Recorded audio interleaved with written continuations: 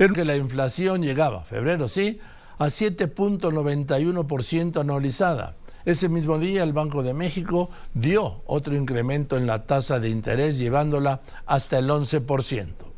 ¿Qué tal, Joaquín? Bueno, comentarte que sí, al mostrar de nueva cuenta la inflación general y subyacente tendencia al alza, la Junta de Gobierno del Banco de México determinó por unanimidad incrementar 50 puntos base la tasa de interés interbancaria a un nivel de 11% a partir del día de mañana viernes. Esto luego, Joaquín, de que la cuesta de enero presionó a la inflación al ubicarse en 7.91% a tasa anual, ligando así 2 meses consecutivos al alza, al pasar de 7.82% en diciembre a 7.91% en enero, nivel no visto, Joaquín, desde hace 22 años. Asimismo, registró un incremento mensual de 0.68%, la más alta desde agosto del año pasado. Esto tras subir pues los precios de la gasolina magna, el pollo, limón, plátano, los derechos por el suministro de agua, al igual que cigarros, refrescos, al igual que también loncherías, fondas, hoterías, taquerías, vivienda propia, restaurantes y similares. Y cabe destacar, Joaquín, que también el INEGI reportó que el índice de precios de la canasta de consumo mínimo, es decir, la canasta básica, reportó un aumento mensual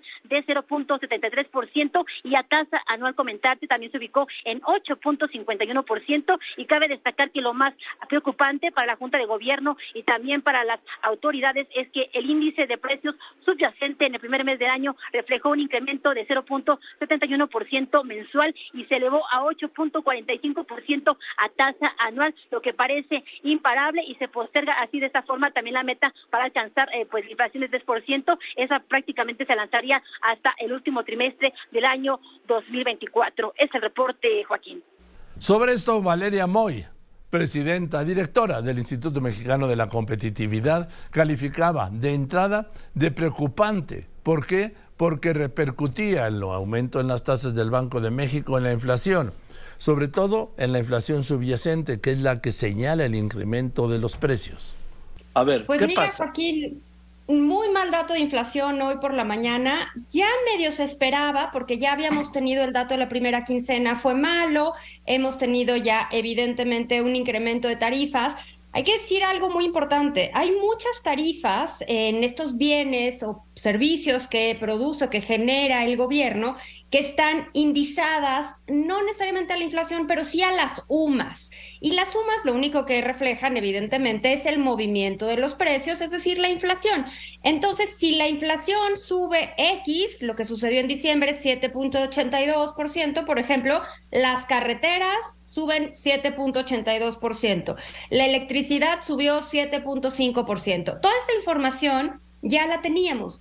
En ese sentido, pues nos esperábamos un dato de inflación malo, creo que no tan malo como el que salió, porque este 7.91%, Joaquín, sí, pues es fatal. Y si nos vamos al detalle de esta inflación, si la partimos en pedacitos, vemos que la inflación, por ejemplo, en el caso de los alimentos procesados, el grupo que contempla estos bienes que produce el INEGI se llama alimentos, bebidas y tabaco, pero contempla en gran mayoría, en su gran parte, alimentos procesados, subió 14%.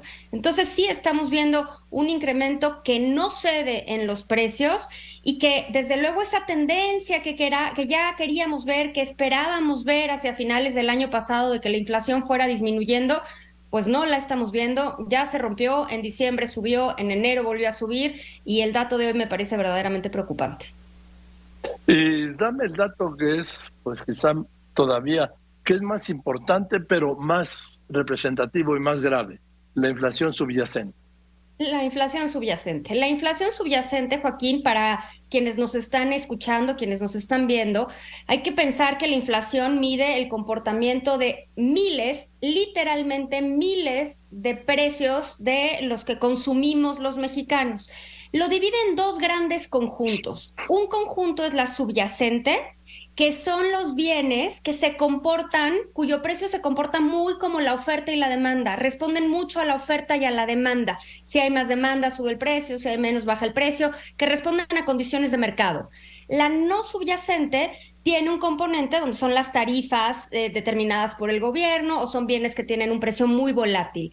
Nos preocupa más la subyacente y en este caso la subyacente salió peor que la inflación general. La inflación general ya la dijimos 7.91%, la subyacente fue 8.45%, muy por arriba de la inflación general. Y no solo eso, marcando una tendencia, pues que ya es preocupante, sobre todo para la política monetaria, que como bien decías hace un momentito, pues lleva a cabo Banco de México. Al día siguiente de esto, el presidente López Obrador reconocía que la inflación en México era preocupante, pero no alarmante. O sea, esos son los tonos, preocupante pero no alarmante. Insistía en que se iba a empezar a bajar. Pedía al Banco de México ocuparse del crecimiento de la economía y no solo de la inflación. Es un mandato constitucional, pero el presidente quería cambiarlo. Entonces, ya pensamos que va a bajar más. No vamos a dejar de enfrentar el problema inflacionario. Nos preocupa y nos ocupa, pero no es para alarmarse. La política del Banco de México pues es autónoma. Ellos deciden aumentar la tasa y nosotros respetamos su punto de vista, ¿no?, de lo que están llevando a cabo. ¿Lo comparte? Yo quisiera que el Banco de México no solo se ocupara del control de inflación, sino también que pensaran en el crecimiento económico. Porque esa fórmula de que si hay incremento de inflación, aumentar las tasas, que es lo que se aplica a nivel mundial,